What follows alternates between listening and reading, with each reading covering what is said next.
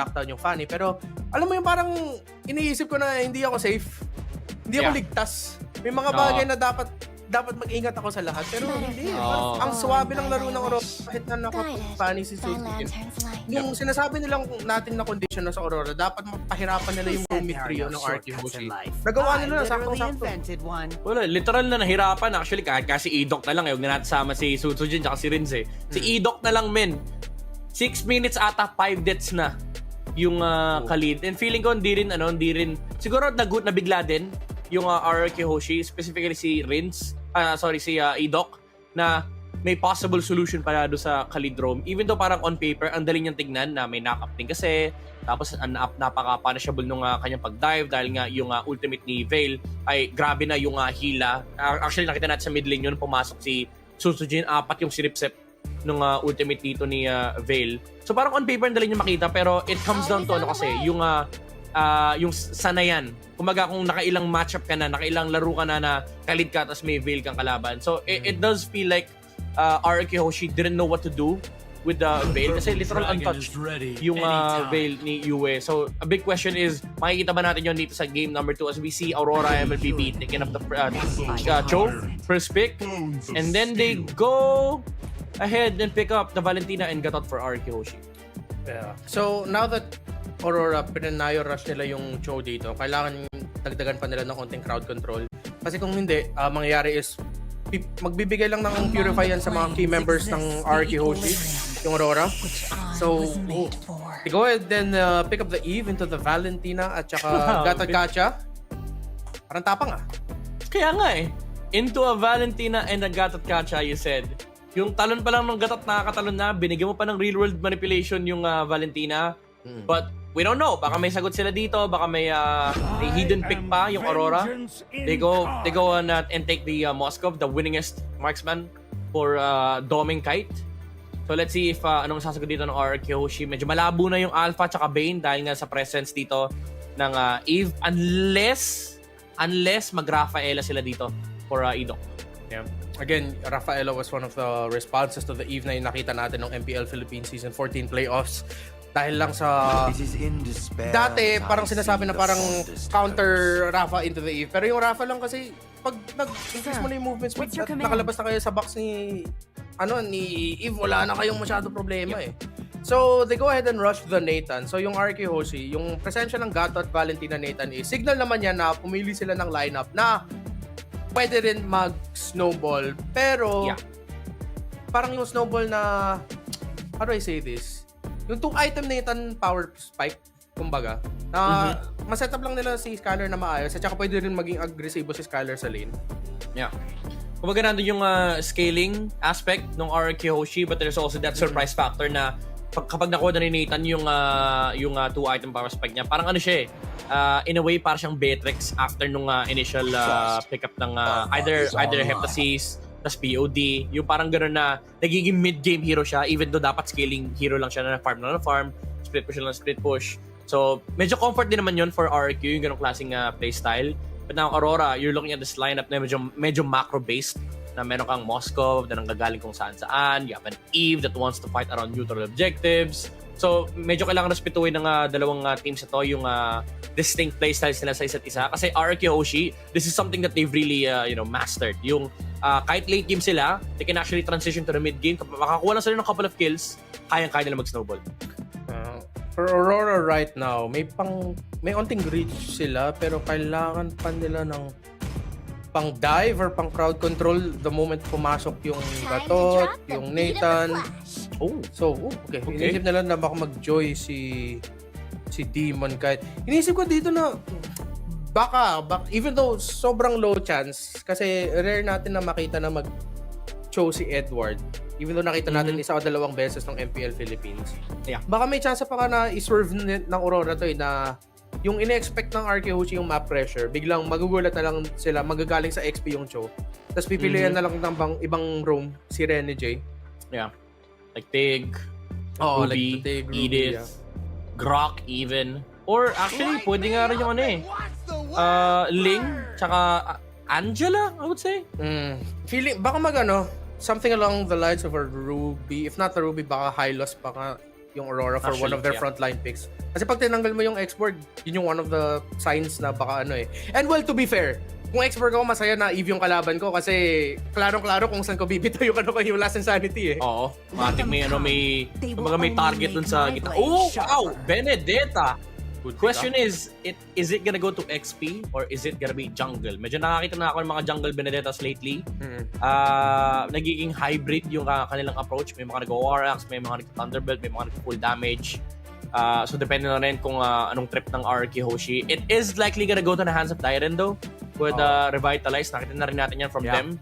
So Aurora MBB, meron silang potential answer dito. Andiyan yung Arlot ni Edward. Go for the Fredrin! Okay! It's back, pre. It's back. This is such a flex from Aurora MLBB. Demon Kite with the Fredrin. Yan ang papakita nila sa atin ngayon. And ako sabihin ko lang, even though I like the lineup of Aurora MLBB, lalo pat nagbabalik niya yung Fredrin, wag lang first pick please. Wag lang lagi first pick. Medyo nakakatakot yung binabanggit mo kanina yung snowball potential ng Nathan. Kasi parang nakikita ko ngayon, kapag hindi nalaro ng Aurora yung kanilang macro game, mabilis mag-scale yung line ng Arc. And para mabalanse lang onte, they go for the Bane fighting under What? the Eve. Eve, CC, Moskov. Sure. Sure. Let's go with it. I mean, kung yung idea nila is space, lahat ng space para kay Skylar, pero the fact that you mentioned CC is already there. Kasi isa na lang yan eh. Yung Aurora, kaya sinuggest natin na baka mag-XP Chosi Edward is yung idea na easy access sa likod. Yeah. Mabitaw mo lang yung kailangan mo ibitaw, okay na, gawa mo yung trabaho mo eh. The easier version of that is pumili ka ng CC sa XP. Yeah. So, you have the Benedetta tsaka yung CC magda-dive sa backline parehas. Pero, baka lang lahat ng draft dito ng RKO, siniisip lang talaga nila for Skylar for that Nathan. Yeah. Medyo weird nga eh kasi before, if I'm not mistaken, some teams would actually pick the Benedetta into the CC kasi ang hirap i-match ng mobility nung Benedetta. Pero with the recent change din kasi sa playstyle no, na nagiging tank yung Benedetta, doesn't deal that much of damage compared to what CC brings to the table. Na mas mataas HP mo, mas maganda para sa kanya kasi mas gusto niya yung matagalang suntukan instead of na iniiwan lang siya sa lane. Yeah. So, we don't know. Maybe baka nagbago na yung dynamics itong laning matchup na to. They did pick it into the Benedetta. So, Edward really understands kung ano yung potentially pwede mangyari dito. Pero ang number one big question mark talaga dito is, I would say, yung Bane. Even though I like the idea of having the Deadly Catch under the Real World Manipulation, you're still playing into an Eve. Yep. Playing into the Eve, parang dami mong damage para lang mabitaw mo yung Deadly Catch. Kailangan mo absorbin lahat ng mga tama ng Eve. Speaking of the Nathan, kasi di ba sinabi natin na yung draft na to, it seems Nathan coded. Skylar, kung di ako nagkakamali, ito yung best hero niya, pero na-pressure ngayon. Yung best hero ng Skylar in the bottom lane. Yung tinitingnan ko sa teamfight, pre, baka si Demon Kai pa nga yung pang-peel ng backline eh. Yung, di ba dati, nung jungle Fredrin era, si Fredrin humaharap. Pero to be fair, medyo malambot pa rin siya. So feeling ko na baka siya yung sa likod lang, tapos yung harap na lang CC at at Cho. Para ma-isolate yung Bane tsaka yung Nathan. Kasi yung may iwan para kay Eve dito, pwedeng hulihin ng Cho. Pero ayun, binigyan. Binigyan. Si Skylar, dinurog na naman Renmar. Ginawa na namang Skyflix. Sakit, pre. Early death sa best hero ni Skylar. Yan yung isa sa mga conditions ginagawa ng mga Indonesian teams pag kinakalaban nila si Skylar na nakanitan eh. Pero daming action sa may turtle. By the way, gusto ko lang i-highlight, no? Si Demon Knight dito naka-swift, if I'm not mistaken. For the attack speed. Oo, yung kanyang tier 1 talent. So, medyo mabilis mag-clear yung Fredrin. Kanina ko pa tinitignan eh, gaano kabilis mag-clear itong Fredrin. Medyo sumasabay siya, even though he's up against Bane. I mean, Bane is not really a great of a jungler when it comes to clear speed sa early game. Pag yung late game, medyo demonyo yan. Pero sumasabay actually yung clear speed ng Fredrin. I mean, it's a good thing. Oh, na naman, binibigyan lagi. Okay, wrap it up, boys. Si Skylar, pre. Wrap it up, boys. I think we're done here. 0-2 na. Yung Nathan ni Skylar, RRQ Hoshi losing momentum, losing steam on the gold lane. Napakalaki nung gap. Level 5 na si Doming Kite. And level 3 pa rin si Skylar. Yung pressure ginagawa ni Yue at Rene J. Kada clear nila, bot lang kaga. Ito na naman, balik na naman sa bot lane. Magugulat na lang si Nathan. Ni si Skylar, ba't ang dami nyo dito? Deadly catch, ginamit ni Susujin dito pero napakakuha ni Demon Kite. Even though wala siyang firmness dito, nakatang emblem siya, mas malaki yung kanyang HP this time around. Kasi lately ginagawa na sa kanya yung support emblem pero ngayon na-miss niya yung tank emblem. Purify, na-force dito mula kay Rince. Soft commitment from Aurora. Pero again, ang laking space na nakukuha dito ni Doming Kite, Renmar.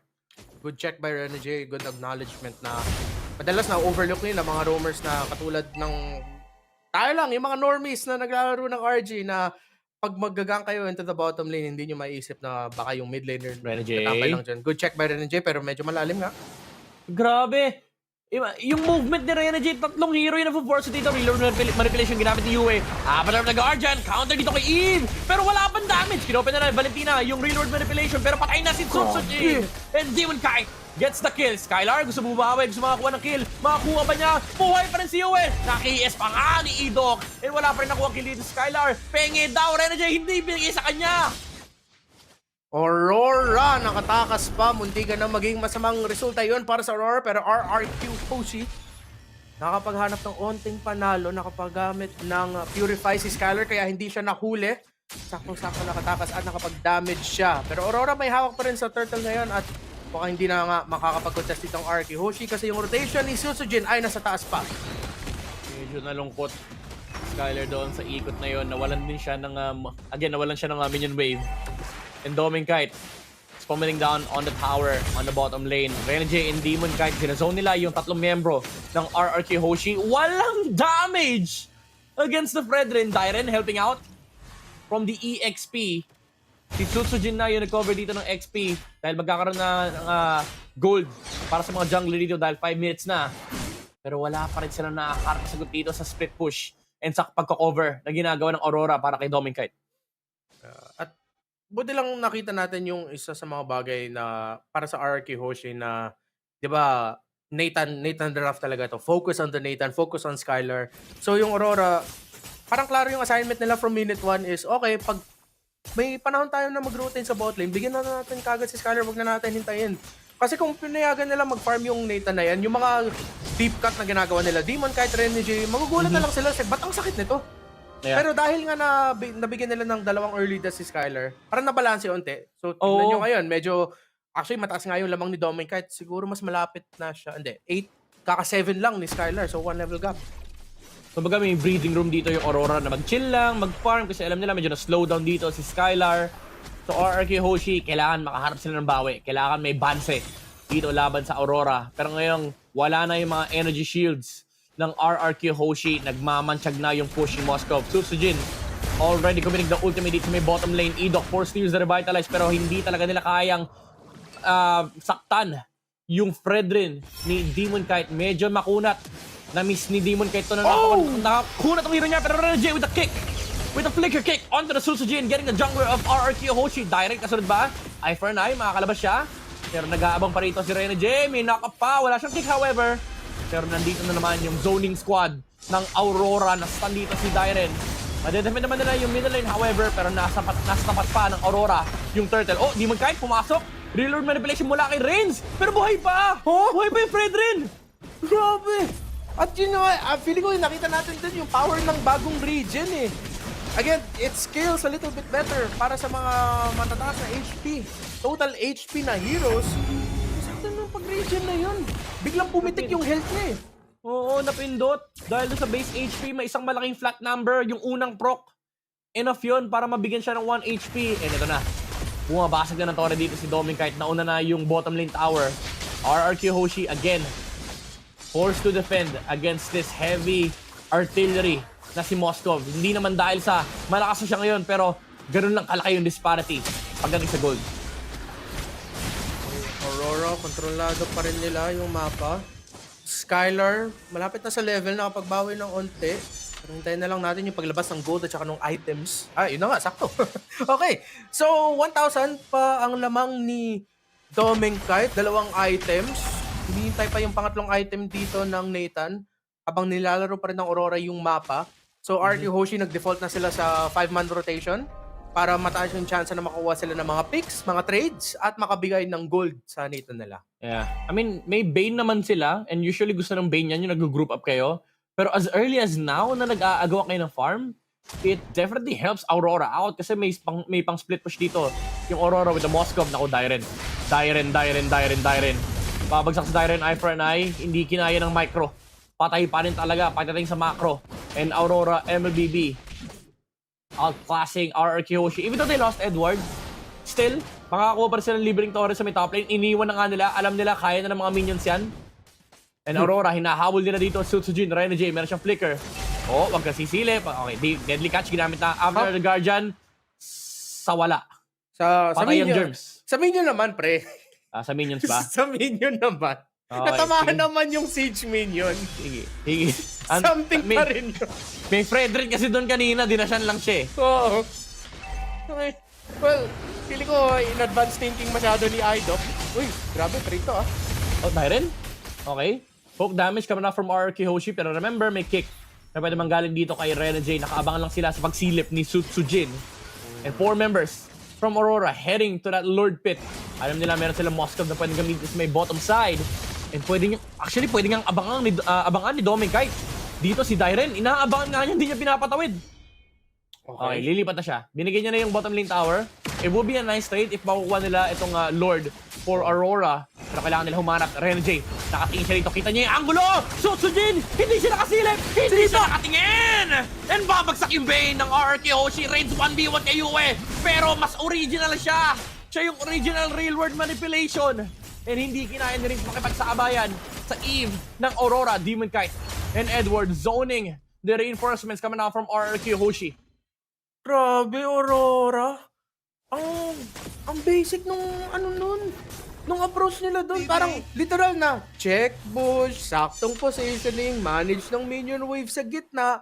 Na nawala sa positioning yung yung RRQ Hoshi. Feeling ko kung ako si Sutsujin, medyo mabad trip ako. Guys, nasan kayo? Idok, diyan ka lang ha.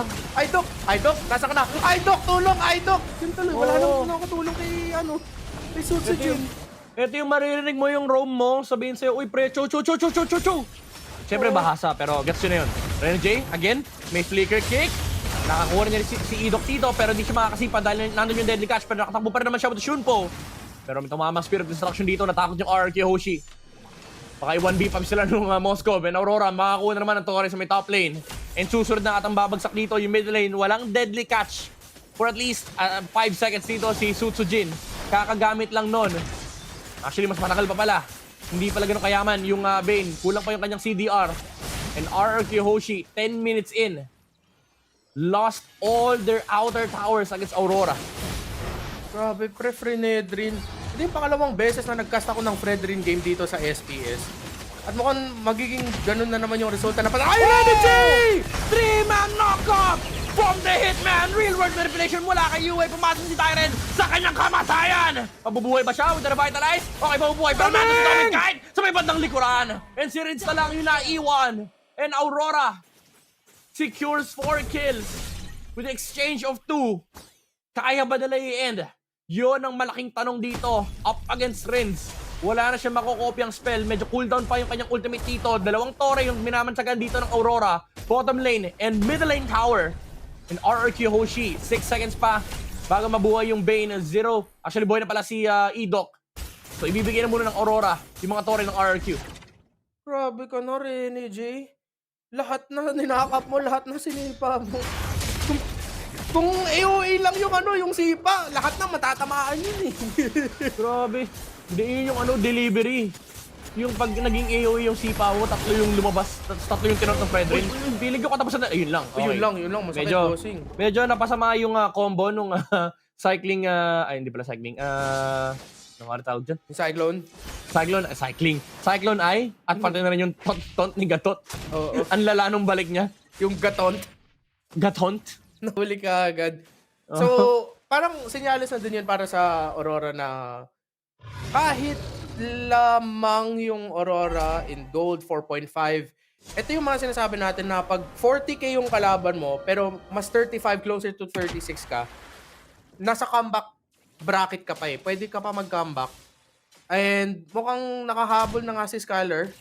Even though level 15 na si Dominic kahit mauna na siya. In terms of the item condition, ng Nate, nandyan na. Nakapag-Divine Glaive na. So, yung chance na ng RRQ Hoshi na makagawa ng comeback galing sa isang counter, sabihin natin pumasok si Renegade pero hindi nasipa si Sutsujin. Or hindi nila na lapagan ng magandang Starfield. Ang hirap. May damage sila Renmark kaso wala sila sa Lord. Yun lang. Ni Lord Dance 101 sila ng Aurora. 2 beses ni-reset ni Demon Kite. Sabi niya, okay, sige, re-reset ko to. Def muna kayo sa bot, def muna kayo sa top. Sabi ng RRQ Hoshi, okay, sige, def muna kami, give Lord. Tapos nung nakita nila na, wala na yung heroes ng RRQ Hoshi, binners kagad nila yung Lord. Matinding Lord Dance na pinakita dito ng Aurora. And RRQ, medyo hirap na silang bumawi at this point. Sinisync na ng Aurora dito yung mga waves. Bot lane, top lane, mid lane. Medyo kontrolado ng RRQ dito yung mid, hindi nila tinutulak para hindi masync ng Aurora. So na-recognize ni Edward John, bumalik na kagad siya dito sa may middle lane. Nag-entropy na si Skyler, so medyo may senyales yung Aurora na para lumaban.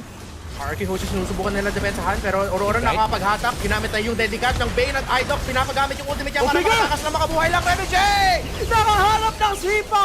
Sutsujin falls down! US! Sa damage ng Nathan! Double kill para kay Renegade, pero masyado masakit yung damage ng Nathan ni Skylar. Aurora, kailangan nila mag-back ng konti, pero mapapasag nila lahat ng torre. Dalawang Lord Wave pa to. Dalawang Lord Wave pa to midnight. Mid and bot. Dominic Kite already blinking in. Tinulak na pala yung screen. Sabi niya, layuan mo ko. RRQ Hoshi. Can they defend? Hindi na ata kaya ni Skylar. And Indo! Hindi na kayo natuto as Aurora takes 2-0. Down goes the kingdom. Aurora MLBB. At ang ilaw nila, masyado para sa RRQ Hoshi. The Fredrin is back. Inilawan yung kingdom men Pinakitaan ng light bulb, creativity, and yung pagiging genius dito ng coaching staff ng Aurora. And of course, the geniuses behind this lineup. Cho ni Renegade, Eve ni Yue, Fredrin ni Demon Kite, Moskov ni Dominic Kite, and CC ni Edward. Wala akong masabi. It's beautiful MLBB. Beautiful MLBB. So sa laban ng dalawang koponan na naging runner-up sa MPL region nila, ngayon naman Aurora ang nagwagi kontra sa RRQ 2-0. Dalawang games pre na dominante yung Aurora. Oh my. RRQ Hoshi. Pinik na nila yung best hero ni Skylar. Yung ever so comfortable pick para kay Sutsujin on the Bane. Pero at the end of the day, yung creativity ng Aurora. I mean, we did question, no? Yung naging pickups dito ng RRQ. Even with the Bane last pick. Na parang medyo mahirap nga naman laruin itong game na to considering na ang daming uhuli sa kanya, hindi siya makakagalaw sa pwesto. And Niue just proved that to RRQ na parang bawal nga talaga silang gumalaw. Sinasakal sila ng railroad manipulation. And that just allows Renegade to look for the angle, look for the pick-offs. And ang kawawa dito, ang nabigyan ng matindi ay si Sutsujin. At Renegade nga ang MVP ng laro natin. Naramdaman nila at naramdaman ni Sutsujin talaga yung sipa ni Renegade. 3 o 4 na sobrang crucial na pick-off dun sa Bane. Kasi alam din nila yung binibigyan ng isang Bane sa teamfight na oo, sabihin natin hindi ganun katagal yung buhay ni Sutsujin sa isang teamfight. Pero pag nakabitaw lang siya ng mga 2 Crab Claw, 3 enhanced basic attack, nagawa na niya, trabaho na niya, at saka yung Deadly Catch. So sabi ni Renegade, okay, magpa-purify kayo. Yung may eye for an eye yung Benedetta, hindi ko naman gusto sipahin yung gatot. Sige, yung jungler nyo mismo yung tatargetin ko dito. Tapos, alam mo yung feeling ko dito na nung nakita ko yung Bane, nung game number 1 naawa tayo para kay Idok. Game number 2 naawa naman tayo kay Sutsujin. Na pag binalik ng Aurora yung pagbalik ng Aurora ng Fredrin, iniisip ko na di ba baka pwede nag-back to basics na lang ulit yung RRQ Hoshi, binalik na lang si Akai, o nag-Martis jungle na lang sila. Yun yung parang yung naging feeling ko sa game na yun. What if, no? What if? Nag-Martis para hindi masipa. Kaso, Hindi mo rin parang ang hirap din ni Sutsujin dun na tignan yung angulo na pinanggalingan ni Rene J. First of all, wala rin naman nakasilip, wala nag-clear mula sa Aurora nung top lane. And also, syempre nakatingin siya doon sa may pit. And maganda lang talaga, ganun kaganda yung angulo na nakuha ni Rene J. I think yung isang, di ko maalala kung first skill or second skill ba yun, pinantagos pa niya ng bato. Para lang talaga siguradong nandun siya sa likuran ni Sutsujin. Pero that was a fantastic kick coming out from Rene J. Talagang solido and pulido yung Lord Dance ng Aurora MLBB. Alam nila kung kanila na ba yung Lord, kung iba-burst ba nila, and kung mahuhuli ba nila yung jungler. Yun yung mga mahirap labanan na i-replicate. Yung ganitong klaseng consistency ng macro fundamentals ng Aurora MLBB. Macro fundamentals, tama ka doon talaga. Sa kada objective, 'di ba? At some point na